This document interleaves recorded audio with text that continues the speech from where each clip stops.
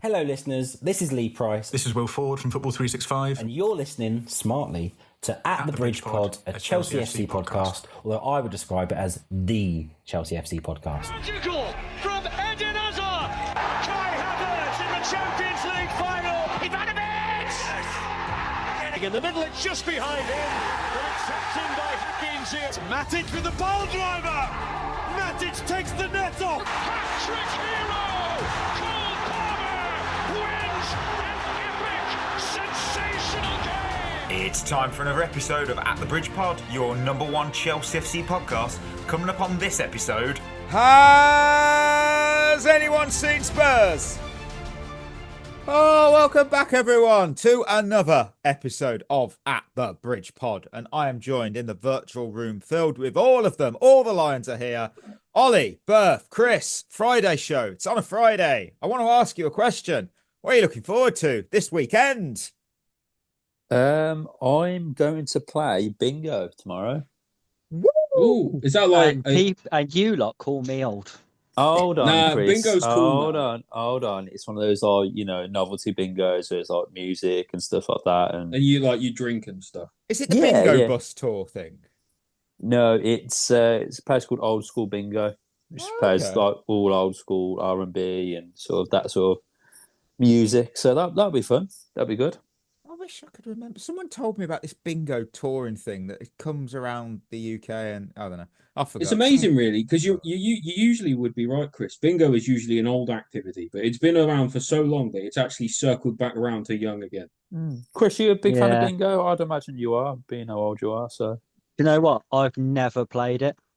That does surprise me. No, do you know what? Yeah. I back it. I'm not a bingo guy. Oh, what? That's what I won't be doing that this weekend. Shocking. Oh, Ollie, what would you be doing? What are you doing this weekend?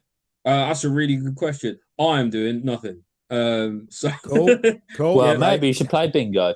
You know what? I think you should. Maybe I should come and find you, Berth, and we'll play some bingo together. Absolutely, mate. I'm all here for it. I'm down for that. Chris, come on. What have you got? Not a lot planned outside of your usual football stuff, to be honest. I'm not bored enough to go and play bingo though. So, dear. Just a usual football weekend. Kicking off today. I'm glad you said that because you know what? I've got a cracking weekend lined up. I'm finally back to full health. My throat's better. It's amazing what a phone call will do about. I might be talking about that next week. You'll find out. It's more personal stuff, so it's good though. I'm ready to get out. I'm ready to explore and not to brag. You guys already know, but I managed to secure a Nintendo Switch 2 pre-order this morning. The hype levels for me were through the. I walked out of my office this morning and I punched the air like I'd scored the winner against Spurs. And I'm sure someone looked and went, "What the fuck is he playing? What's he excited about? It's 7:30 in the morning." I was like, "Fucking yes!" But yeah, I'm really hyped about that. So. I didn't even realise there was a Nintendo Switch 2 coming out, to be honest with you. June 5th, Berth. June 5th. It's very expensive. I'm not going to pretend it is not very fucking expensive. I'm going to wait until the Switch 1 now comes down in price and buy that. Nintendo will never do that. Never do that. Never. Oh, yeah. No, it's true. Mike's Games of the Weekend. Right, folks, I've done it again. I have brought you some games, all times GMT even. Saturday kicking off at 12:30. I'm going the EFL. I'm going the Championship. I'm once again picking Frank Lampard's Coventry City. They face Burnley in a 5th versus 3rd showdown. 2 former Chelsea men in the dugout, Lampard and Parker. Their careers at the Bridge went a little different though. Coventry, they can't climb higher than 5th for the rest of the season, realistically. Sunderland are 13 points ahead, but they've only got a 2-point cushion over 7th, so they could drop out the playoffs. So it's a big game for them.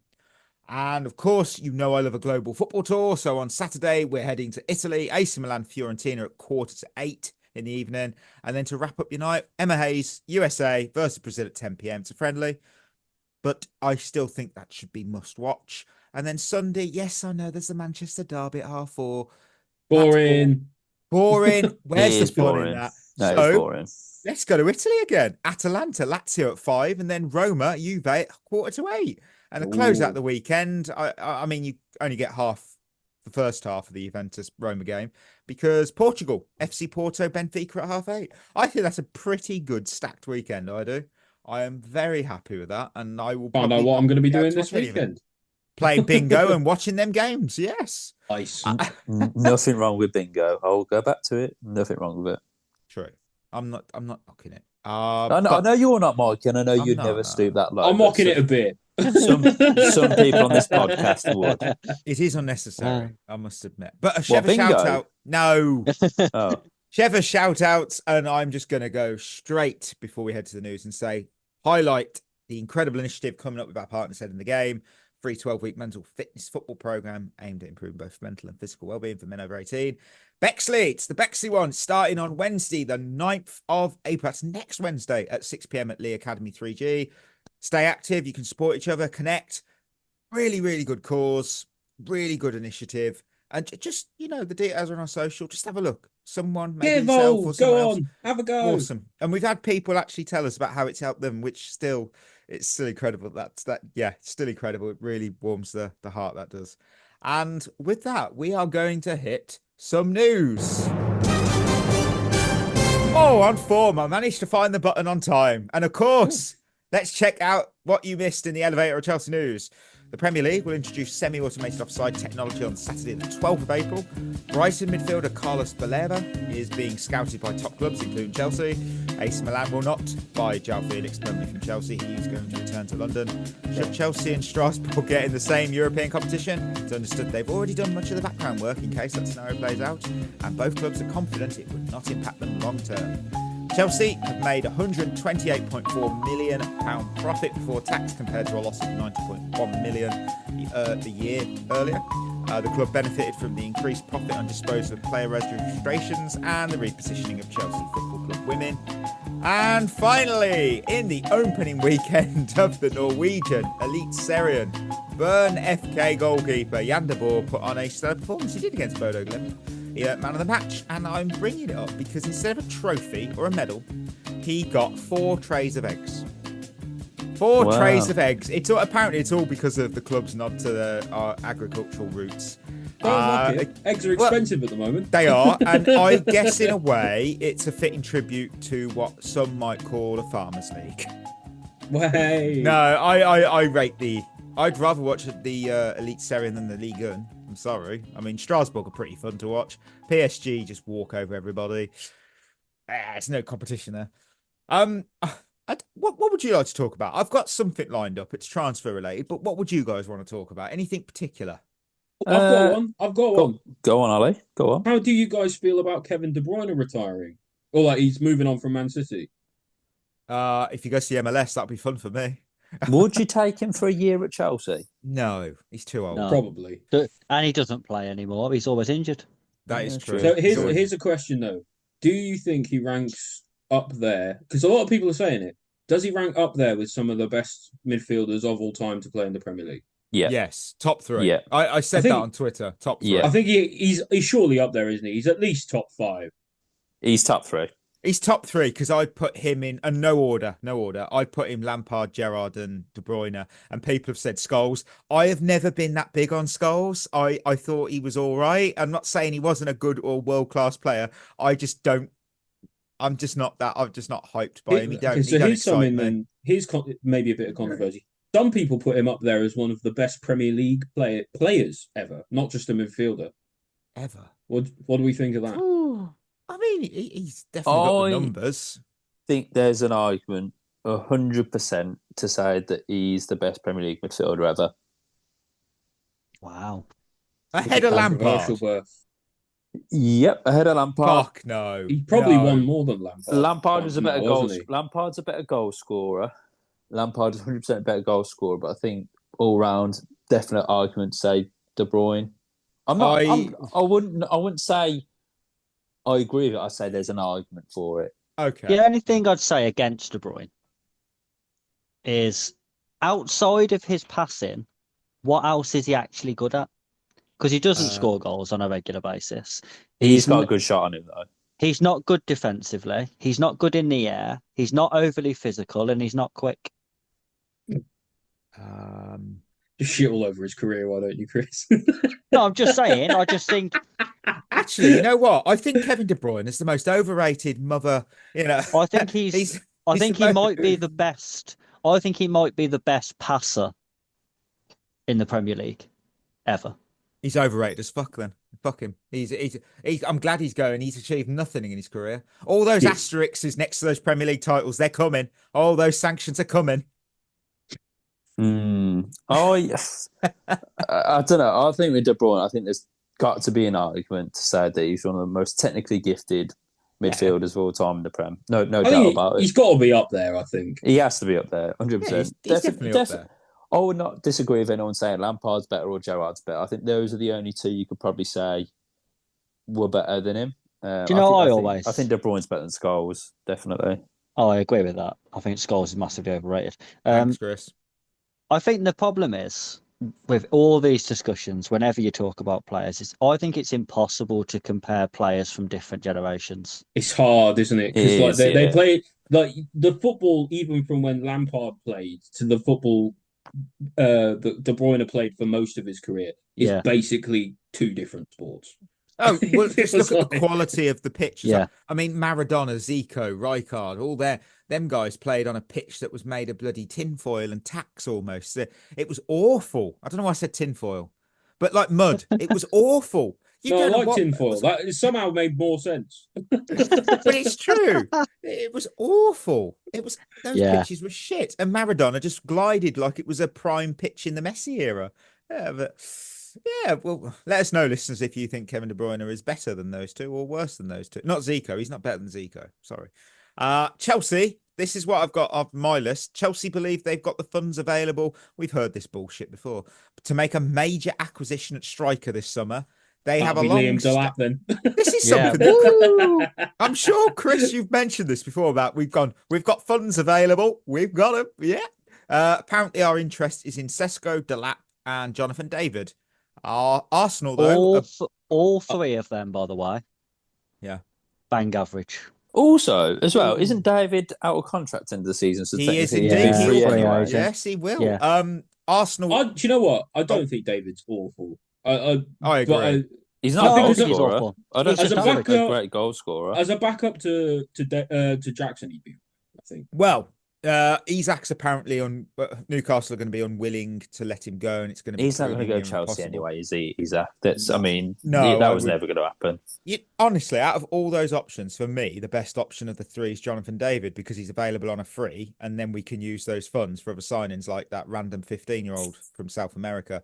I'm pretty sure we're probably scouting a 15-year-old. I think it's going to. It's very normal. If I had to pick, if I had to guess, it's going to be Delap. Yeah. I mean, jokes aside, I look at Jonathan David. He's a Champions League proven player, but no striker, no player is going to willingly move somewhere just to play backup. You know, strikers especially, they're generally arrogant with a huge ego. I mean, they've got to be. I mean, you've got to believe that your destiny is to dominate the world of football. You don't want to sit on the bench and watch someone else do the scoring for you. You know, you have to have the edge to be world class. And of course, big wages also can help you, persuade you to play rotation, I guess. But it'll be interesting to see how Clearlake handles free agents because they usually demand their transfer fees wages. And apart from Tosin, we haven't done any major...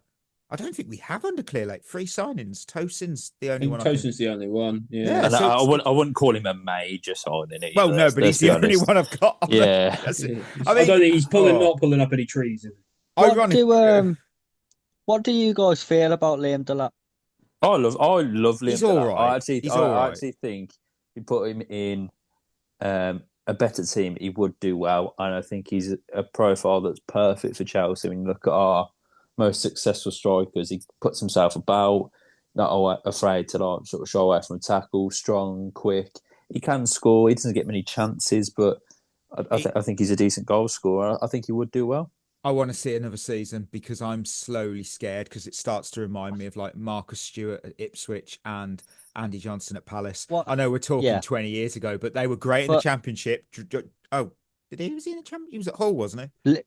To be fair, this is the first season Liam Delap's been good. He was fucking dire in the Championship. He was all right at Hull. He weren't great. He was all right. I think personally, if we sign Liam Delap this summer, people will want him sold by the October international break. Do you know what I think about Liam Delap? I look at him and I can't make my mind up. I'm like, he's good, but is he good? Do you know what I mean? Like, yeah. I just can't work out whether he actually would be a good signing for us. Good is all he is, though. Good is all he is. Like, he is good. He's too good to go when Ipswich get relegated. He's too good to be going down to the Championship. He would be fine for a team who are looking to finish between 8th and 12th. Crystal Palace would be like that level would be perfect. Crystal Palace, Fulham would be brilliant. But that's if he's the starter, though, right? Like if people he's the honestly backup, believe, is it different? There are people who actually believe, though, that we sign Liam Delap, we win the league. I think we'll win the league, 100%. Yeah. I just look at him and I think, why? Like, because he's scored a few goals for Ipswich. Great. Yeah, I know. I mean, for me, like he's a good player, but that's all he is. Yeah. It's not what we need, though. We don't need another young striker who's going to grow. You know what we need? We need one who's ready now. We need someone who is better than Jackson, because we don't need a striker that, for me, scrapes the Dalton line, as I call it. You know, we need a world-class striker this summer, and that is damn near impossible. I'm not stupid. You know, those are footballing unicorns, and if you have one, you don't let him go. Newcastle aren't going to let Isak go. I don't even think they'd let him go for 200 million. I really don't. I have a slightly different opinion, though. I think it's less about necessarily quality, although I do think that's important. I think it's also about profile, because we need someone who's going to complement Jackson's ability in a different way. And I'm not sure, like, Jonathan David would be all right, but him and Jackson have quite a similar game. Yeah. Really. Yeah. Whereas Delap's a brute, gets himself about, batters people over, good in the air. That's kind of everything that Jackson isn't, you know, natural finisher. Like, I think as a backup, to like play foil to Jackson, is it such a bad move? It depends, though, doesn't it? Like, you are right. If we are backing Jackson as the starting striker and we're signing Delap as not necessarily a backup but an alternative, then I think it's okay. But if you're signing Delap as the striker to take you from challenging for top 4 to challenging for the league, it's he's not doing lunacy. No. Yeah. You know, no, I agree with what you're saying. Carry on, mate. Carry on. I agree with what you're saying about we need a different profile, but if you want a striker who's good with their back to goal, can bully defenders, has an attitude in terms of like a character around the team, goal scorer, good in the air, physical presence, you go and get Osimhen. Yeah, there's rumours that apparently he wants Chelsea. Shut up. He apparently wants Chelsea, but again, I think it was transfer.com. I don't know the reliability of said source. Transfer.com sounds really reliable, mate. Yeah. They are the transfer hub. One final bit of news. I have to bring it in. Romeo Lavia and Wesley Fofana missed last night's game. Oh, God. They had. Now, hang on, lads. They might have had a night out. That I don't know. Let me just. No, they didn't. They had fresh punching each other in the leg. Well, I want to take a moment to just remind you all of the mailbag question. All right. We know you're right. All right. You're right. No. I asked you. What's more likely? Never say never, but never. I said Romeo Lavia's Premier League games played or Chelsea's points in the final 4 games. And check the 40th minute if you don't believe me, listener. It's on there, the mailbag special. And I got pretty much chuckled at. And I was the only one who said Lavia wouldn't make it past 4 or 5 games. Here we are. I don't even think he'll get to 3. Maresca's been talking as well today about getting Lavia to play more for next season. And that kind of sounds to me like they're planning to shut him down for the rest of the season. I really think that's what he's trying to do. It's a very weird way of saying it. Wasn't the question, though, play more games than points we get in our last 4 games? Was Chris is saying we're not picking up shit. Because what I'm saying is I think we'll pick up points. At the moment, he's going to play no games. Yes. Right? But in those last 4 games, I don't think we're going to get any points. No, bullshit. No, we are going to get some. I'm sorry, I can't see us not getting points. I can't. What, in the last 4? Yeah, I'm pretty confident. We're not winning. Newcastle, we're not Man winning United, at Newcastle, Liverpool, and Forest. I see us winning. I look at that games and look, Liverpool. We don't know if they're going to be on the beach. Let's be realistic. They've got fuck all to play. I think for even now. if they are, we'll probably Liverpool on the beach will still beat us. We beat Man United. We beat Man United at home. We never beat them at home. We will beat Man United at home. I don't know. We never beat them. No, I'm going to stand on this. Playing Manchester United is like playing Spurs right now. It's 3 points. End of. Put your biscuit where your mouth is. Yeah, I'm happy to. Happy to. I am happy to. I don't know whether you lads will agree. Man United are better than Tottenham. Yeah, but they're shit. Yeah. Yeah, Two but they're cheeks still shit. cheeks of the same arse, mate. Yeah, they're still shit. I haven't seen a Man United performance where I've gone, oh, they played bloody well there, and they've really. I've also watched them. I've also watched them in the bigger games perform. They lost to Spurs. They drew against Liverpool. They lost to Spurs. I bet you they draw the Manchester derby this weekend. Yeah, I wouldn't be shocked if they took points off City. Well, because that's what Amarim's been moaning about. Their players can turn up when they want. It's just they don't want to for 36 games of the season. On the Lavia thing, I still stand by sending him to Strasbourg next season. Get him those minutes, less physical league. And no, I'm fucking sick of him. Get rid of him. Maybe I'm sick of it. People on the Discord have said sell him. And I wouldn't. You know what? He's top class, but again, his trapdoor. He keeps falling through them, and you can't get to your seat. It just listen. Do you know what annoys me as well? Is people go, oh, you got to think about how hard it is for him, and I'm like, well, it's hard for us. You're never available, mate. Sounded a bit like Mark Goldbridge, then, to be honest with you. Oh, right, we're gonna move to the midweek match report. We got a match report. It's time because Chelsea took on Spurs in the Premier League. Enzo Fernandez ghosted into space, nodded home a beauty from Cole Palmer's cross in the 50th minute, and Chelsea were back in the top four. A quick Caicedo strike was ruled offside by VAR, and Spurs had their own disallowed moment when Pape Sarr's shot was wiped off for a pre-goal foul. Classic Spurs. Robert Sanchez did save the day late on, denying Heung-min Son in the 89th minute with a dive that looked like it belonged in a superhero movie. Spurs, well, one win in 40 league games at Stamford Bridge. It's not ideal. Fans, they let Postecoglou know, and he responded with a little ear cupping. As for Chelsea, Enzo Maresca celebrated like he just won the lottery. 3 points, back in the top four, and fighting for a Champions League place. Job. Oh, well, I cut that off too soon. Job. Done. Chelsea won. Spurs 0. Yes! Has anyone seen Spurs? Has anyone seen Spurs? I haven't. Winners and losers. And we are happy today. We kick off with winners as always. But in total, who have we got and how many have you got? I'm 3-3. I've got 3-3. Those are the rules. Same. Yeah, same. You know what annoys me about this, by the way? Chris always goes last and says, and there's always a pause as well. It annoys me. As if he's going to say something to piss me off. Sometimes I just wonder about doing it just to get your reaction. Well, you've already got a reaction out of me. That's why I do it. It's a job. I'm going to go straight in.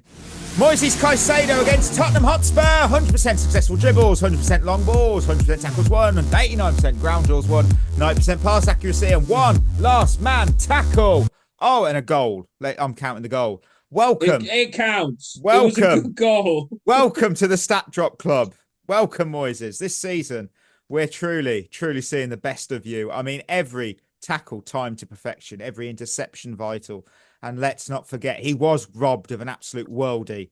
And to me, oh my word, watching him play, watching him work, it's a true joy to behold for me. There goes my hero, Moises Caicedo. I was so, wow, amazing. I mean, do we have him as a winner on everyone's list? Yeah, he's on mine. Yes. Yeah. Amazing. I mean, I think he's the owner of the Stats Drop Club now. I think, because it just, do you know what the funny thing is the commentators never mention it. The commentators never talk about how good he is because I think they just have come to expect how good he is. And I'm genuinely in awe of him because he's got such a good pass and he's so good. But yet at the same time, defensively, he's really good as well. He's like almost like a mix between. I saw someone compare him he's like a mix between Kante and Pogba. Oh, and it feels a bit like that. Maybe not quite as attacking, but he's really got the creativity. He absolutely mops up everything in the midfield. He's just, What more can we say other than we paid like over 100 million for him, and he was worth every single penny of it. Yeah, Chris, what do you think? What do you think? Yeah, I thought he was outstanding. Again, just standard Caicedo performance. I mean, Alan Smith annoyed me when he said on commentary Caicedo starting to look like the player we've seen at Brighton. And I thought, well, he's better than the one we've seen at Brighton, mate. And he has been for a long time. So I don't know what you've been watching. Correct. I think he's been our player of the season. I think he's been our most consistent player. And I think he is now our most important player. I just don't see how this team would operate without him. Did you vote for him in the Chelsea player of the season? I did, yeah. I did. I did pick too, him. yeah. For context, I picked Millie Bright for the women's team because she's played every damn game and she's literally captain. Fantastic. I was torn between her and Aggie Beaver-Jones, but I picked Cuthbert. I did as well, Chris. You and I are on a wavelength. I was tempted, but I thought, I know how crucial it is to have Millie. It's a lot harder with the women's team because they've got more better players. That is true. They've got lots of player. Berth, you know what? What impressed me about Caicedo, he played through clear pain that first half, and he still bossed that midfield solo. He was, honestly, he was unbelievable. I think there's a period within 5 minutes where he must have made 3 or 4 unbelievable sliding tackles and just won the ball back. But he did it all game, and the fact that he was injured as well, like those ones to the back of the leg are always painful, really, really painful. But the way he carried on and he just led by example and won tackle after tackle. And for me, his finish, by the way, was outrageous. Really good goal. Was really unlucky to be offside. I think he's severely underrated for how good he is on the ball. Yeah, correct. His passing's brilliant, but I think actually his dribbling is fantastic. He's very, very nimble. good in tight spaces. There was one point he dribbled his way out of he was facing our goal and he turned that with 3 players around him into him running past all them at Spurs' defence. I was like, how have you done that? I mean, look, the Maresca's system does put sort of a lot of weight on his shoulders, and Enzo's obviously now operating much higher up the pitch, which is great. So Caicedo's kind of like a one-man midfield, and maybe that's why we bought in Asugo. I mean, that man, one-man army more like. Yeah, Caicedo does need a backup because we don't want him to burn out, and we do. Look at last night. We were scared. His hands were getting shaky when he went down in the first half. We're like, every time he goes down, I'm like, season over. I said the same in the Discord. Ollie, who's your second winner? It's Enzo Fernandez. He's on mine. Do you know what? This will be as well. It's the first time I think in quite a long time where both Caicedo and Enzo have had a really good game, and they've both been winners because. He's popped off obviously in the box for the goal, which is great in and of itself because it's nice to see him finally adding goals to his game that he has been this season. But also I've just been really, really impressed with just his work rate, his passion, how good he is off the ball, how good he is on the ball. He seems to just drag the whole team forward, and he just really understands at the moment what it means to be Chelsea. And I think we've all said it before how we weren't so sure of him. I think now we could, if we had more players like him, we'd be doing even better. And that is, it says a lot. We've screwed up our agenda against him, haven't we? Yeah, damn it! I forgot we're supposed to hate him, aren't we? Oh no! Sorry, he is a standard. He's a standard winners list member at this point. He's fully cemented in my mind every time I draft these up. I mean, why? He's top class this season. He's on the list today for me. For 2 big reasons. First, the goal. I mean, that was all about intelligence because Palmer's on the ball. Enzo was scanning. He was spotting some space. He attacked the space and he finished it off with a bullet header from a peach of a cross, by the way. And then I got to put it in the celebration. I mean, that told you everything about the Atletico rumours. He wants Chelsea. He just wants to be here. And last season, you're right. We questioned whether he might be the pretender in midfield. This season, he's a real deal. I mean, maybe we have a 200 million pound midfield pair. that was worth the money. I don't know what we're all thinking. This could be a real hot take right now. I'd put Caicedo first as our best player this season. There's a genuine argument to say Enzo Fernandez is second. You mean like Chris and I did our rankings? Yes, exactly. Yes. Exactly. Yeah, I wouldn't and disagree. that will piss some people off, but I think he's been fantastic. In the past couple of months, I think he hasn't justified it yet because it's still a lot of money. But he's starting to look like the player that we bought. And he's making those late runs into the box. He's getting goals from midfield. And he just looks so much sharper than he did last season. I think last season, he had a lot going on. And I think that hernia really debilitated him. Whereas I think this season, he just looks a lot fitter, a lot happier. And what made him a winner more than anything for me was when he was dancing along to the Chelsea chant about Tottenham. I love that. I love that. I'd like to quickly point out I had Enzo in third spot. I'm sorry, and Chris had him in fifth, so I completely fucked that point of view up. But yeah, he's been incredible. He's been absolutely outstanding. Chris, why was he on your list? Everything you boys have just said. Showing real leadership now. He's energetic in the middle of the pitch. He's having an influence on games. Scoring goals, looks creative when he's on the ball, really looks like he does want to be here and wants to be part of it. Really buying in as well, I think, to wanting to get results more than anything. I think he's one of the few players where you see he actually wants to win football matches and wants to achieve something when others are coasting around. He's trying to bring an intensity to it. I think he's been outstanding. He's definitely top 3 or 4 players of the season. 100%. Well, this is the worst agenda ever, isn't it? Yeah, it's shit. Yeah, we are shit at this agenda thing. I'm gonna go with my final winner, Nicholas Jackson. Yeah, he's on mine too. Yeah, he's mine as well. Berth. He's not on mine. Oh, nearly a full house. Yeah, no. I've gone a different route this week. What for me? Back after that was too posh. I don't know where I was going there. Back after shut up. Like the composer. He's back from a 2-month injury layoff to the exact day. Literally that day, the 3rd of February, he was injured against West Ham. His impact was instant. 30 seconds. He reminded everyone why Nkunku should never start over him. And he's arguably, for me, the most underrated striker in the Premier League. It just showed. You take him out and our attack just falls apart. But you put him in and suddenly we're a Formula 1 car. The moment the wheels touch ground, we're off like a rocket. He's not just important. He's essential to the way we play and actually score goals. I'll tell you what, he makes Palmer look better as well. Because Palmer's a lot better yesterday. That's why he's a winner for me. Because it's absolutely no coincidence that he comes back and Palmer has his best game in months. Yeah. You know, and as well, it does help that he generated more chances in the first minute of the game than Nkunku has the entire time he's played for us. So, well, one of those players wants to be at our club, I think, is fair to say.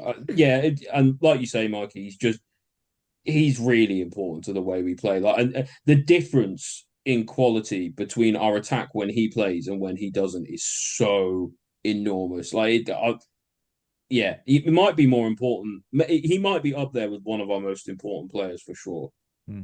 Chris, why was he your winner? You know what it is with Jackson? It's his movement, I think, is underrated. He makes really intelligent runs to support the person on the ball. When you see it's with a deeper midfielder, he makes those channel runs to give them the out ball over the top, which is either the option to play or it opens up the pocket of space for Palmer and your wingers to come into and play. But also, he's always offering down the sides of defenders, which is really difficult to defend against. He makes runs defenders don't like. For me, Nicholas Jackson is Ollie Watkins. Oh. Him and Ollie Watkins are almost identical players. They're both decent with their back to goal, both decent on the ball, but not clinical in front of goal. The only criticism against Jackson is he misses more chances than he scores. And if you watch Watkins play, he does as well. Ollie Watkins will score a goal, but he's probably missed 3 chances before he scored the goal. Is it controversial to say I think Jackson's better than Watkins? I don't think he's a better finisher than Watkins, but I think he's a better player, though. Better all round than Watkins, 100%. Yeah. But I do think Watkins is probably a little bit more polished over the last sort of 18 months in terms of his finishing. But I think if Jackson can develop that, just like Watkins did, I think he'll be a better player than Ollie Watkins. Watkins was someone who fans wanted to sign, but Watkins we've already got one. Isn't Watkins like 5-6 years older than Jackson? He's 29. Well? He's 29. Yeah. So he looking at this in the Premier League, he started becoming that prolific player 5 years ago. So he was like 24. Well, Jackson's not. How old is Jackson? He's 22, 23, I think. Exactly. Jackson. So it's experience, isn't it? Yeah, he's 23. Yeah, of course so it it's is. Experience. The only concern I have with Jackson is if we sign a striker, there's no way he stays as a number 2. Yeah, he probably not after starting as a number 1. No. Well, the thing is as well, I don't think his relationship with Maresca is great. I don't think he'll stay because Maresca's there. Even when he came off yesterday, he didn't look happy about it. And then if you've seen him at the end of the game, it was only a real quick pan of him at the end of the game when all the subs was coming onto the pitch. He didn't look happy at all. He was gutted when Poch left as well. Yeah, and so I don't think his relationship with the club is brilliant. So I think if we bring another striker in, I wouldn't be shocked if he asked for a move away. It's interesting because I have not heard not actually heard any rumors or anything, but what was his name? One of the Chelsea journalists said on I think it was another Chelsea based podcast, said that it wouldn't surprise him if Jackson moved on. I don't think he said that because he knew any information, but maybe he has a better insight on the inside of the club than we do. Yeah. Well, we have fuck all. We don't have any insiders. Yeah. Despite what people think, we have more than 0. Oh, well, Berth didn't have Jackson, but who have you got, Berth? Third winner. Might be a bit under the radar this one, but I've gone for Trevor Chalobah. He was he was good, wasn't he? Okay. He had a good game. Very, very. I could have put Cole in, to be fair. I think, you know what? I'm going to put them both in as a pair because I thought they were both very, very good. Whoa. That's 4 winners. No. I'm saying now. If you listen to what I'm saying, there is a pair. There is a pair. To be honest, if we can find loopholes, you can't believe we've done this for about 3 years and we've done that. You get nothing for a pair in this game. I'll make the rules here. So I can't believe that he's praising Colwell. Oh, yeah. Well, I will give Levi Colwell as much praise when he plays well. But when he pisses about... He was good on the ball. He was good he handled Solanke quite well, to be honest. Fairness, though, Solanke's shit, isn't he? He's not great, is he? Yeah. He was all right. He was good. Just embarrassed that we produced him. It was the fact that he was good at Bournemouth, and then Spurs went, "You can replace Harry Kane." It's like, I don't think anyone's going to be able to replace Harry Kane. You got to stand up there as a plank who would not win anything. Yeah, that's real difficult. He's going to win the Bundesliga under Vincent Kompany, which is such a bizarre sentence. Losers, and oh my word! I got Jadon Sancho. He's not. I've sort of got him. He's just on mine. He's so far on mine. Leaked on the Discord when someone pretty much wrote out all my losers last night. That 5 million clause to not make his move permanent. This is a call. Activate it immediately. Look, apart from that one shot Vicario saved, very good save, hurt his hand. Not very nice, that. Which he should have scored as well, by the way. I would agree. He did next to nothing. I mean, I'm going to praise him now. He's got a decent dribble on him. But what's the use if it just leads nowhere? Time and time again, he had the chance to shoot. And instead, he just cut back and passed. And it just killed the momentum. I mean, he reminds me so much of a PlayStation dribble merchant stuck on amateur mode. I mean, we look a better side when he's not in the 11. And that is not a good thing to describe a player with. Why was he your loser? I don't think he's actually that good of a dribbler, Mikey, to be honest, because... Yeah, if you're good at dribbling, you have to do something with the ball. He never does anything with the ball. He'll just shuffle down the sidelines, then pass it back. He can't cross. He can't pass. He can't finish. He's not quick. He's shit.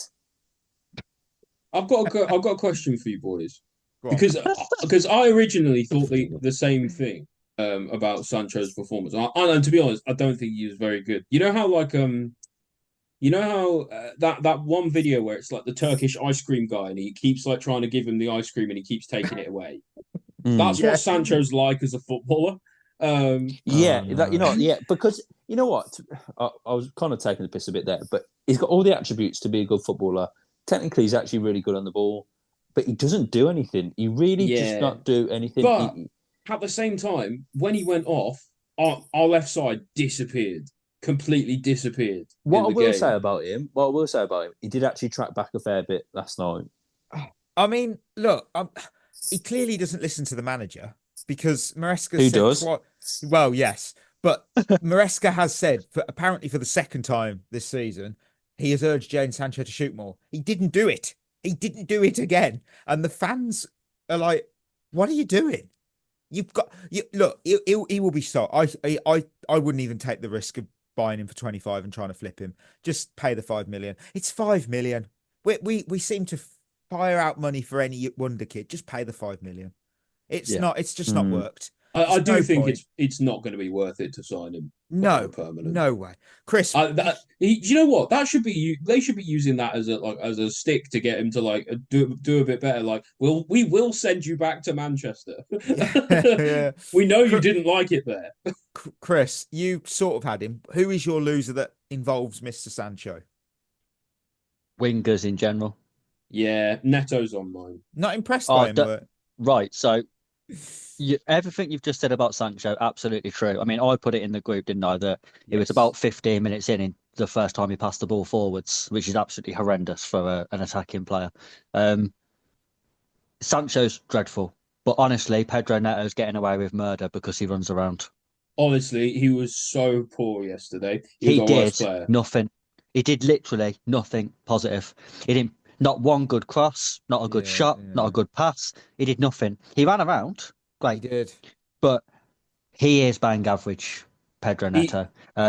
He strikes me as a bit of a Werner type, Pedro Neto. I think he's better than Werner. Neto's another one. Werner scored goals. Yeah. Neto's, for me, he was someone who he stood out in a relatively average Wolves team. But you surround him. Wolves. Yeah. You surround him by other decent players and you just think, well, what do you do then? Because he doesn't really do anything. He's another one. He loves passing the ball backwards. He doesn't really, considering he's so quick, he doesn't really make runs in behind. He's almost a better striker than a winger, isn't he? Yeah, I just think all of our wingers, even Madueke when he came on, I've seen people saying I thought Madueke was really good when he came on. But he went on a couple of dribbles, but ultimately lost the ball. So great. At least he took the risk, though, right? But I do think all of our wingers. If you was to say this summer we sold all our wingers to sign new ones, I wouldn't lose any sleep over it. No, because I don't think we've got a really good one. I think they're all pretty average. They'll be good for a couple of weeks and then they'll be shit for a couple of weeks. I think we need to upgrade at least one of the wings, so then you might get more out the one on the other side. But yeah, at the minute, I just think our wingers give us absolutely nothing. Chris, just a quick one. Do you remember that one time where you moaned at me for picking a pair of centre-backs as part of a three, and then you just lumped in every single winger, every single player? Oh, but yeah. Cheers, Chris. Yeah, no problem. Yeah, no worries. Ollie, who's your first loser? My first loser was Neto. Just because I didn't think he was. I just wasn't impressed with him. I just didn't think he had a good game, and I don't know. I just wanted to see more from him. In a game where Sancho got a lot of stick, but at the end of the day, he actually did more than Neto. And that, and so I was there going, well, actually, why's everyone upset at Sancho for not shooting when Neto isn't even in the room? But my second loser was VAR. I've got that. That's mine. I figured that it might be common on the list. You could have put refereeing in general, to be fair, because I don't think the refereeing was very good. I think them ruling out well, first of all, they ruled out Caicedo's goal, but they drew the lines wrong. We can all see that. Why is the ball in the middle of Bentancur's head? Why did the ball look like a hot dog? If it looks like a hot dog, it's the wrong frame. Oh, I can't wait till we've got the semi-automated offside. It's driving me mental. And then, of course, after that, not only that, they spent so long on both decisions, and if VAR then didn't catch Pape Sarr diving in the box, which would have given him a yellow card. And then he gets a yellow card after about a million years of the ref looking at the monitor to see if the goal could be disallowed. And I just don't understand why he didn't get sent off for that, because it's a foot to the it's a boot studs up to the side of the knee. I honestly, do you know what I felt like? And maybe this is wrong, but I felt like any other team gets that goal and Sarr gets sent off. It really felt like that. I was like, they were like, they almost had to spend so long on it that they were just looking for a reason to rule it out and rule it not in our favour. I tell you what, I'll play devil's advocate here because I haven't got VAR or refereeing on mine. Okay. I think the offside is stupid, but we see it every game. It just winds me up. I think the whole rule is ridiculous. So it's not like that just happens to us. Like, you see that almost every Premier League game now. You see a goal and you think that'll be ruled out because his hair's longer than the other blokes. Wouldn't be my hair. I'm fucked then. And then VAR can't get involved in the dive because it's only a yellow card, and they're not allowed to get involved in yellow card offences.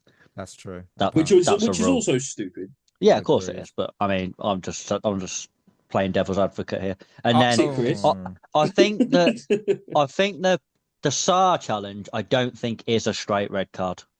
No, it's high, not. But I think Caicedo steps into his foot rather than his foot stepping into Caicedo. I don't know. If you know it what I mean. Pretty bad in real time. But then you could say that Chiesa walked into Tarkowski's tackle. Yeah, but Tarkowski. Do you mean McAllister? Mate. Oh, was it McAllister? I thought it was Chiesa. Yeah, and also that was assault. Like that was absolutely criminal. I think it was a very good tackle, and I'm sick of people saying it was a red card. Game's gone. Game has gone. That's a red card and a 6-month suspended prison sentence. No, that's how bad that challenge was. I don't know. Yeah, I felt really hard. I felt like we were really hard done by, and maybe I think it was all kind of worked out in the end, but I don't know why they spent so long on trying to rule out our goal. I felt like they spent so long trying to rule it out that they just sort of said, "I'll just draw the lines and call it offside. It doesn't matter." Like that's what it felt like. The worst one for me was the ruling out of Sarr's goal. It took so long. I watched one replay, turned to my wife and went, "That's a foul." So that'll be ruled out. And then he kept looking. And then they showed him an angle. I don't know if you noticed. They showed him an angle from like 50 yards away. And I thought, why are you showing him that?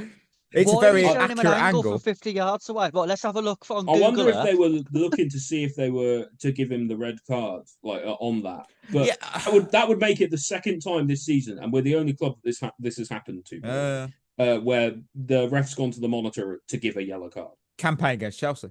Look, Ange hit the nail on the head post-match. Why does it take so damn long to make a decision with VAR, mate? I mean, we needed it twice, and both times it dragged on longer than the Glastonbury set in the mud. Look, let's start with, obviously, the disallowed Caicedo goal. Beautiful finish first of all. Outrageous, generational finish, and we robbed of it. Yeah, for me, this is why we're on a long road to ruin with VAR. I despise it. I've made that clear. When Enzo scored earlier, I didn't even celebrate, and I mean that because I stood there like a lemon waiting for a verdict. Is it going to be Stockley Park going, nope? And then the Caicedo goal, yes, VAR says offside.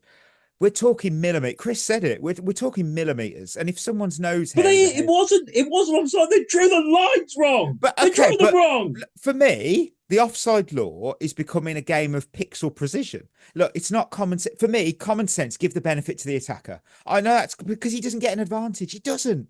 And then the Sarr goal, it's rightly disallowed after what can only be described as a flying knee into Caicedo's leg. And it's a nasty one. But 6 minutes to get to that. I saw it once. Everyone here saw it once, winced. And someone did say, Ollie touched on it as well, but someone said that the officials might have been debating if it was a red card. yeah, fair enough. But no communications, no clarity, just silence. The stadium didn't know what the hell was going on. And honestly, I say this almost all the time: erase, replace VAR, because we need.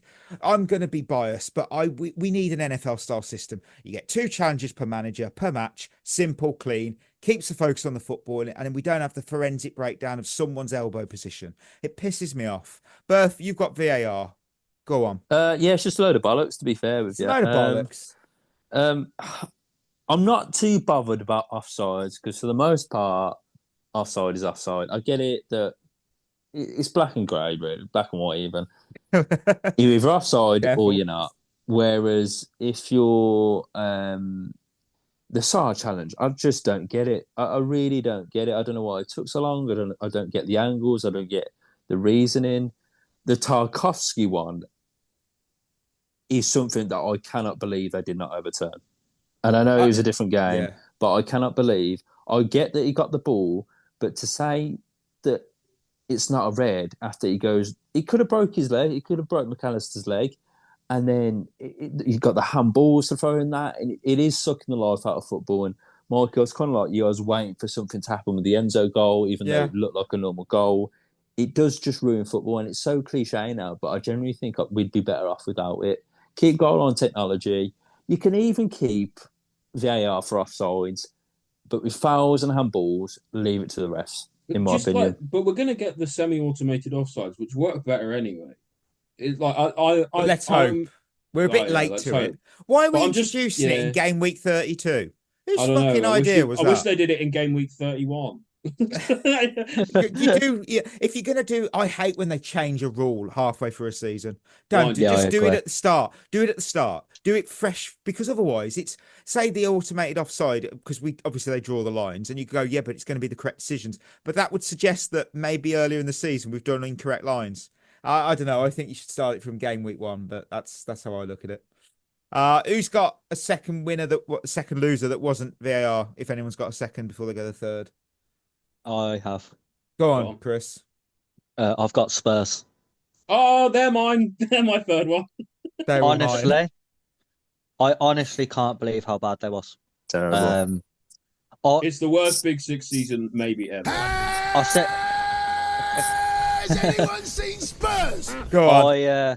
I said to a lad who I work with today, Spurs are the worst team I've seen us play this season, except Southampton. And even then, it's close. I believe it. Honestly, I thought Spurs was as bad as when Southampton played us at the Bridge. They was absolutely dreadful. I mean, from 30 seconds in, they can't defend a straight long ball. Their 2 centre-halves look like Sunday League defenders. Look like they've been on the piss the night before. And their attack is woeful. Anemic. Yeah. They did nothing. Son just does the same thing over and over again, keeps trying to pretend he's coming inside, then goes on the outside. I genuinely didn't even realise. I didn't even realise Son was playing until in the He's second their captain. half. Yeah, I know. I didn't even know he was on the pitch until the second half. You got Dominic Solanke, who looked like he was afraid of the ball. They've got that Odebear on the other wing who fouled at Burnley. I mean, he's playing for Tottenham. I mean, you know what? Christ. I actually thought he was their best attacker. And that sums it up. Yeah. I thought Jed Spence was their best player. Jed Spence was their best player, but I thought Odebear was their best attacker. You got Vicario in goal, who looked as bad as Sanchez. Great save. Yeah, I just can't believe how bad Spurs were. I thought that was absolutely dreadful. And then Ange arguing with his own fans. You just think, when are they going to end this? Lostacoglu, Drostacoglu, Postanoglu, whatever you want to call him. He is not getting it right at the moment, is he? No. Look, all my life I've known London is blue, and it remains that way after last night. I'm so happy. Honestly, it was such a chaotic game. I just loved it. Berth, who's your final loser?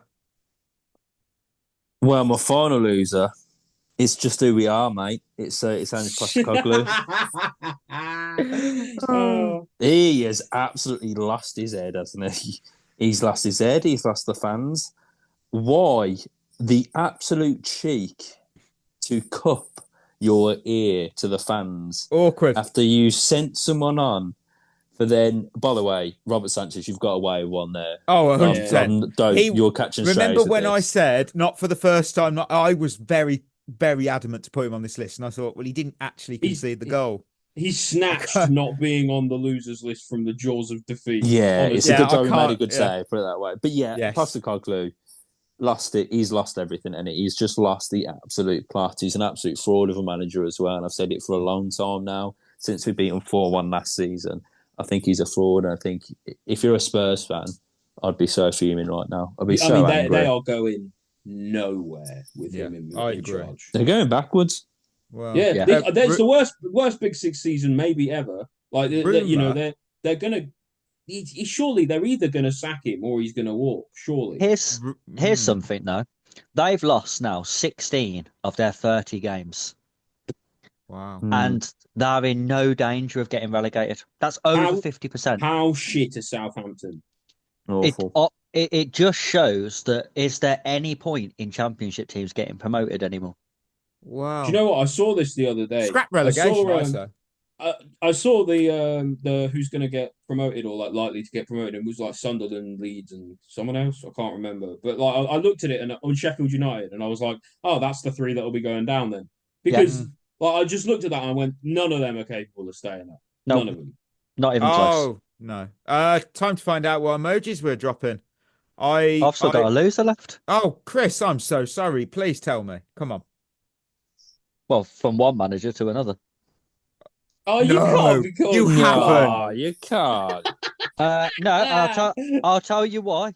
Hear me out, and then you can disagree with me once you've heard my reasoning. Okay. Firstly, people need to calm down. Yes, it was Tottenham, but they're 14th. Yeah, so it's a shit Tottenham. It's the equivalent of beating Wolves 1-0 at home. This is not Gareth Bale, Modric, Tottenham. Yeah, let's not get carried away. Everyone going, oh, Maresca can beat a big team. Tottenham are not a big team this season. They're 14th. They've lost 16 games. Everyone beats them. Ending that game with a back five and Malo Gusto on left wing is small club mentality. That's a Leicester manager. Tottenham was no danger at all. They had one chance that Sanchez made a good save. That was it. They was absolutely shit. And we looked like we could score on the break. And then he took all our attackers off. I'll tell you what, Chris. To see a game out against Tottenham. But what I will say, playing devil's advocate, if he had not changed it around and kept the same shape, and then Spurs had scored against us to make it 1-1, you'd be saying, why didn't you go a bit more defensive? That's what I feel. It's like he's a bit damned if you do, damned if you don't. Yeah, I do think Maresca is in that bracket at the moment. I'm not saying I agreed with what he did. I'll be honest, I quite enjoyed a 1-0 for once. It's not very often that happens. But they almost equalised. Yeah, he took all our attackers off and they almost equalised. Yeah, but again, if it had kept him on and then they'd equalised, you'd have still be moaning. So it's like, what do you want him to do? You saw the game out. He saw the game out. I want to see a manager with confidence who knows when you're playing a team that's that poor that you don't need to go to 7 at the back to keep them out. It's a good point. You just invite pressure. It's exactly what you would. It's exactly what you would see David Moyes do away at Man City. They'd be 1-0 up, and on 80 minutes he'd take all the attackers off and he'd go ultra defensive. But if it wins you the game, it wins you the game. It's a small club thing to do. Do you know? Why did Mourinho do it for so many years then? He didn't do it against Burnley. No, he didn't. Do you know what Spurs are obviously better than Burnley. Do you know though? I know they're 14th, but it's still a good team. Are they? Yeah, they've still got good players. The one thing that I think we do have to consider though is that we are in the tail end of the season and every point matters. It's a double season. It's a double season, Ollie. Come on. Oh, shut up. Double season. But we're coming into the end of the first of the two. Thank you. Of the first of the two seasons. And so, I think playing this way earlier in the season, I think that's wrong. But I think when later in the season where every single game matters so much and every single point seems to matter that much more, I feel like it's more justified. Yeah. Emojis. I went with fire because it was chaotic, it was fiery, and I absolutely loved every second. First Chelsea game in ages, I can actually say that, and I was fully locked in. I really, really enjoyed the game. I genuinely did. I got chicken drumstick because okay. Spurs got cooked. Okay. Yeah, there we go. I've got a good one. I've got the bed emoji because of the clean sheet. Oh, come very on. nice. Come on, Not smooth. your bed then. Definitely not my bed, but you know. Oh, okay. Wow. You know what? I'll just go with a thumbs up. Like we beat Spurs, we always do. It was a okay performance. With 3 points, move on. Good enough. Yeah. Can't disagree there. So we're moving to our good old section, Lion of the Week, and I do not have the spreadsheet up. Look at me, I hit the news flawlessly. Fucked up the Lion. Let's have a look. Who did we have? We had... The wheel went with Madueke. No. Ollie, you've won. You went with Caicedo. I went with Jackson. I think Caicedo is a very worthy winner. Yeah, I think that's. I was thinking about this. When do you know what? I thought for a while maybe I wouldn't get it because when they ruled his goal out, but his performance was so good it didn't matter. Do you think Enzo should get actual Lion? It's between the two of them, isn't it? Enzo did get the winner. Yeah. I still think Caicedo was better though, as an all-round performance. Gender, okay. That gender again. Oh. That agenda's reared its head again. Yeah, I've just bring back it. the agenda. Yeah. Oh dear. Right, we're gonna this Sunday we're heading to the Vitality to take on Brentford. The scoop. I've got the scoop. They're currently sitting. They're not in second. Why have I wrote second? They have not been. I think they're 10th. Well, fifth that Brentford are good this year. They're second. They're closing down on Liverpool. They are 11th, actually. They have a record of 12 wins, 5 draws, and 13 defeats. That can't be right. Is that right?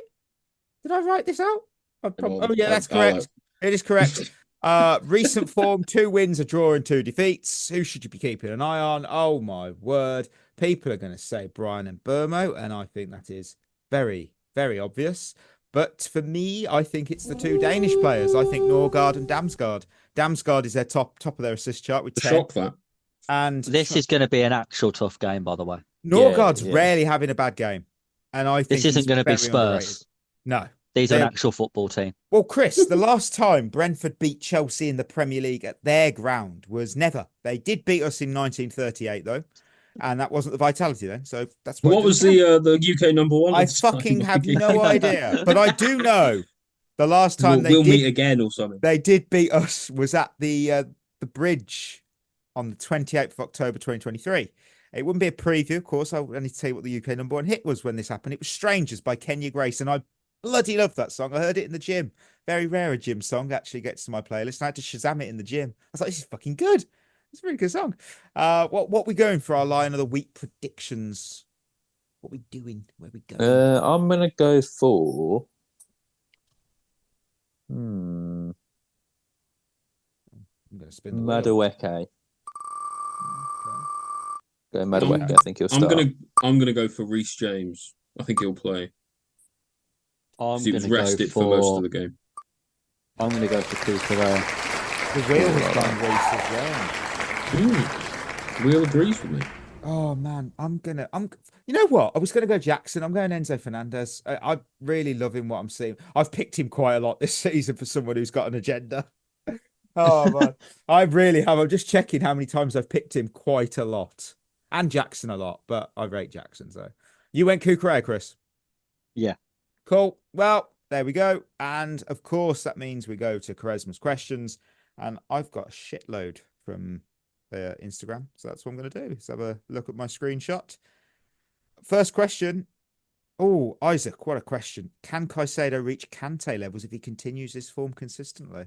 Yes. Yeah, 100%. Do you think he could single-handedly win a Champions League final with his performance? No. I don't think you'll ever see another Kante. I think Caicedo will be as close as you can get, but I don't think he'll ever be Kante. I thought I think Kante since he's left, I think Kante's become incredibly underrated. I think he's got what it takes. You know, I know Kante was ridiculous, but also you've got to think about at the moment, Caicedo's coming into the game at the top level when Kante wasn't there until his sort of like mid to late 20s. So I don't know, like he might hit the peak sooner. Alexander, would you guys say that Maresca managed this game well or a bit lucky? Oh, let's go to Chris. I think we should. Chris Won has the just game. made Won the game. Chris Won has the already game. told you. He just laughed. That's all you need to know. He won the game because Son couldn't finish an open goal. Yeah, I think it was. I think he just about did enough. But I don't know. I didn't really like him taking all the attackers off. I would have left at least. Oh, I didn't, but I thought for the most part, I actually thought he managed the game very well. Okay. Yeah, I thought he set us up all right. I think a lot of people were upset at the team, and then when we saw, when we actually played it, it was pretty good. So yeah, it was okay. Zero. Quite. What was the football kit you remember buying? I had the '92 Commodore shirt. If we're talking Chelsea, I mean, the first kit I think I remember buying the Juventus 0405 home kit from a car boot sale. Loved that. I remember Nice. one of the first kits I remember I owned because I was a kid. I didn't have my own money. Was the I can't remember which kit it was. I think it was either a away kit or a third kit. It was the black and orange one with Torres on the back. Ah, nice. 2010, 11. That makes you feel really old, Ollie, to be honest with you. I'm sorry. I'm just quickly going 0203 away kit I had, Chelsea. Wow, that really was that far First ago. one I remember. Chris's one didn't even have numbers on the back. Was 0304. 1803. I think it was the third kit, the black one, black and silver. That's a nice kit. 0304. I'm just got it up on Kit Archive and so it was 0304. That's it was around that time. 0405. 0405. Yeah, the black one with the silver on the sort of shoulders. Yeah, that's it. Yeah, that with Lampard on the back. No. With the old badge. The first kit I remember getting was the white one with, like the white and blue stripe going down the middle. I want to say it was a year before. Yes, I know. Yeah, I know which one you mean. Yeah, I loved that. That was the first kit I got. Are you on about the blue stripe one? The white. Yeah, white with the blue stripe. That's one of the greatest kits of all time. Was that Ranieri's last year? Yeah, I think it was. Yeah. And then it was back in an era where you wouldn't, get a new kit every season. That was our kit for 2 years. Because that was it. Help the fans. We've got a nice kit coming up, haven't we? Next year looks good. Yeah, the planned kit, the white one with the green and red stripe, really like that. The Italian heritage and stuff of the team and like the old. It's a throwback to an old kit. Nike as well, might get some positive compliments from this show. For once, yeah. And finally, Nathan, should we accept that we need to sell James and let Gusto and Champong run it right back? Ooh, that's a spicy one. No, that's no. Is that a question from like 2 months ago when he was? No, it's literally said last night. This is from last night. Well, I would. I don't know. Put the news on or crawl out from under the rock you've been living in. I think I'm going to be nice to a listener here. I'm not going to be like you, Ollie. I'm going to defend our listener and say, message us on Instagram why you asked that question in the way you did. That sounds like a threat. I don't mean it like. What did you mean by that? What? I'm going to jump in. You just said you were going to be nice to him. Now you're threatening him. I'm going to jump in here and say thank you very much for the question. It was a very interesting question. If you'd like to elaborate more on Instagram, there you go. Then we will come and find you. Or Discord. You can also ask it on Discord. Yeah, please, because I'd like to know the context why you asked it. Oh yeah, I'm not helping myself. I'm digging a hole, digging a bloody big hole here. Right, well, we know what's coming up now. I'm not going to move to the Lone Army yet. I'm going to remind everyone I'm still putting band song titles in the winners and losers list. So check them out. List. I was meant to say that at the start of the show. But you think I caught it this week? Yeah, it weren't hard. It was I still get pissed that no one. Yeah, you did say Barbie Girl at one point. That was pretty obvious. You can't name enough. Oh, you could name Dr. Jones. There's no other Aqua songs I can think. Also, Dr. Jones is their best song. Let's just get that one out there. Well, another hot take from Beth. I know. Controversial this week. I thought fire this week. Little bit. Lone Army, end of show game. And that means we get to go with... Has anyone seen Spurs? Oh, yes, because the game of categories. And of course, what have I got for you this week? I have got... The category is Liverpool.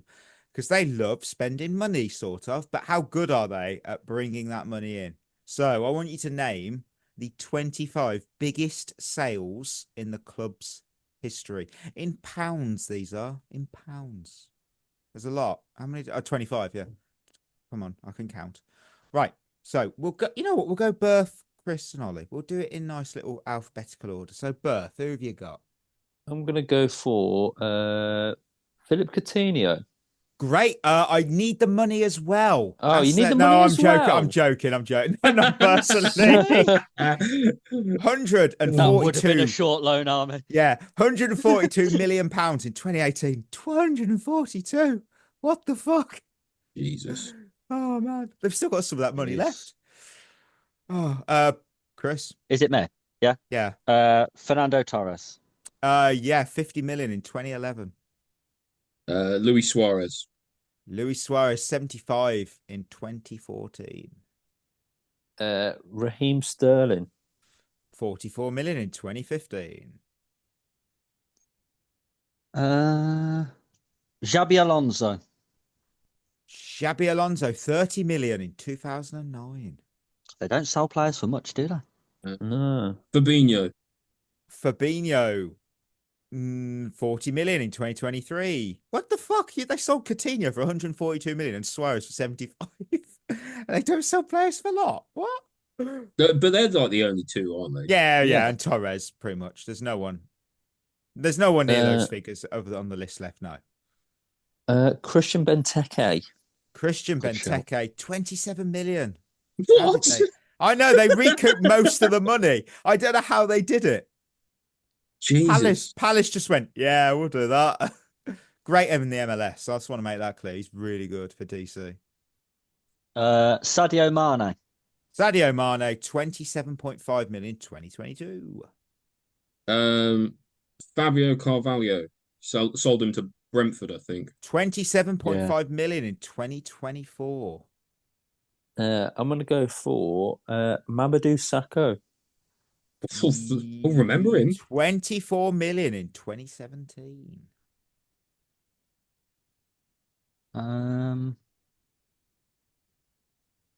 Mascherano.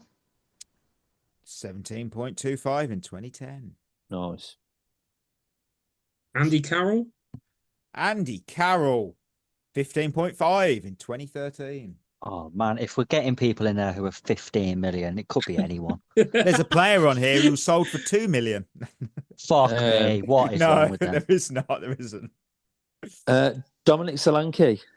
19 million pound in 2019. Massively overpriced.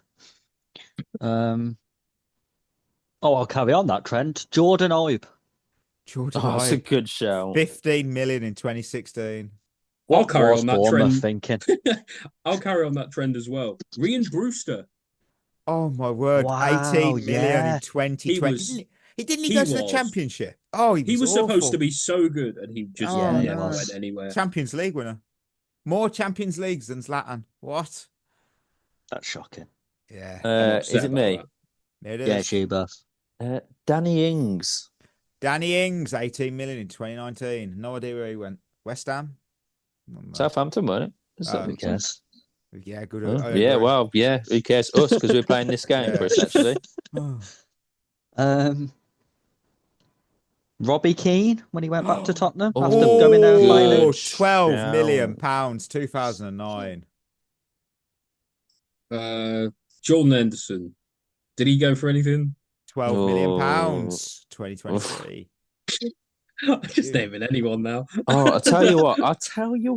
We're going to go for Robbie Fowler.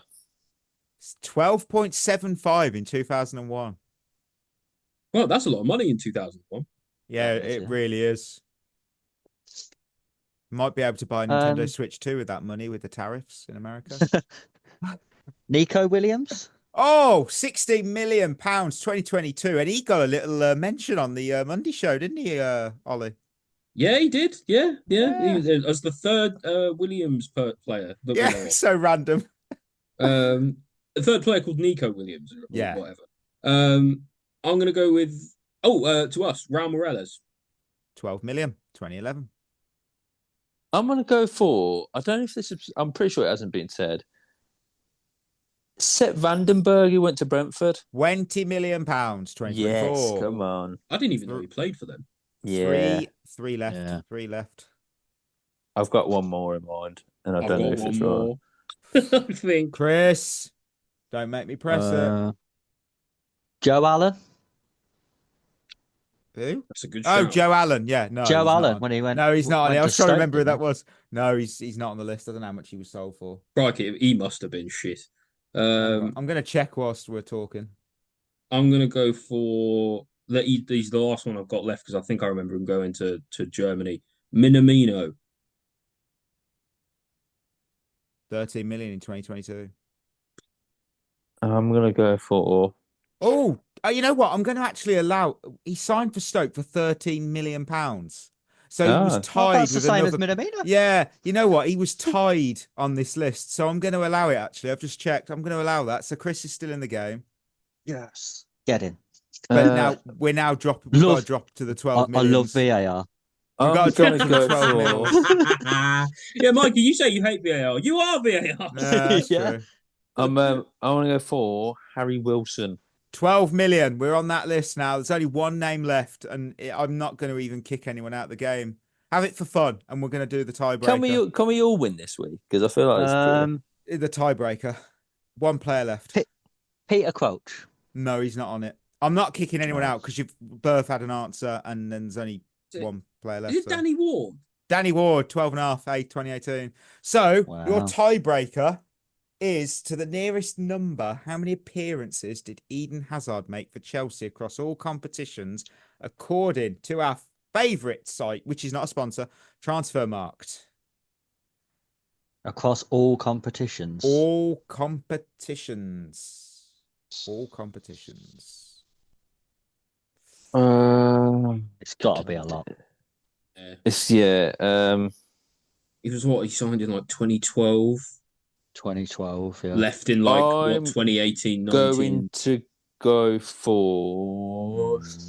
Can I go first, Mikey, or not? Yeah, or if you want. Yeah, you go, Berth. You go. I'm going for 355. Okay. I'm going to go for 354. Wow. Okay. Ollie, I swear to God. I swear to God. Wow. I hope that's right. Chris, just go for 353. I don't care. I don't care. I'm going to go 350 on the nose. What did you say, Ollie? 354. Okay. According to Transfermarkt, he made 352 appearances. I have Ollie, no idea. Find you. Well, Chris is 2 away. Chris is 2 away, so is Ollie. Yeah. You know why? They're all so close. What the fuck?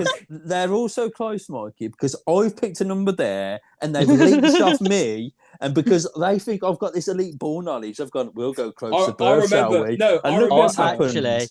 I remember Berth getting one off of Ivanovic's last time. So I was like, I'm not going into Berth. To be fair, I did a little bit of maths that it was 38 games a season. No one cares, and mate. took some off. You've won, so don't I worry. haven't. You've won. Ollie's 2 off as well. Okay. Oh, well.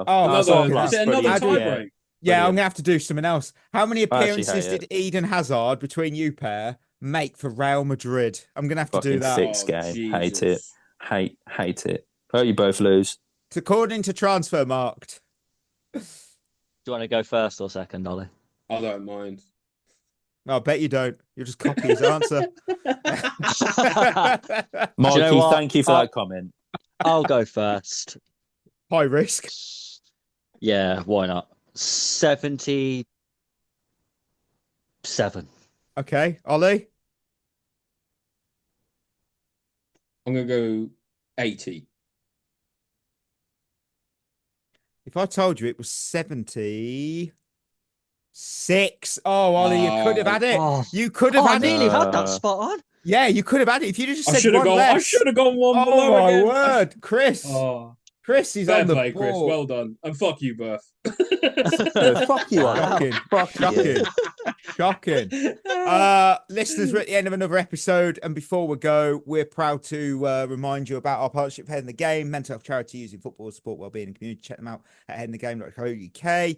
treat yourself well. We'll be back on Monday with the At the Bridge Pod boxing charity game between Berth and Ollie. And if you know what, let's make it happen. Let's make it happen. Till next time, bingo, it'll be our winners and losers from Brentford. I just want to quickly make that before someone gets too excited.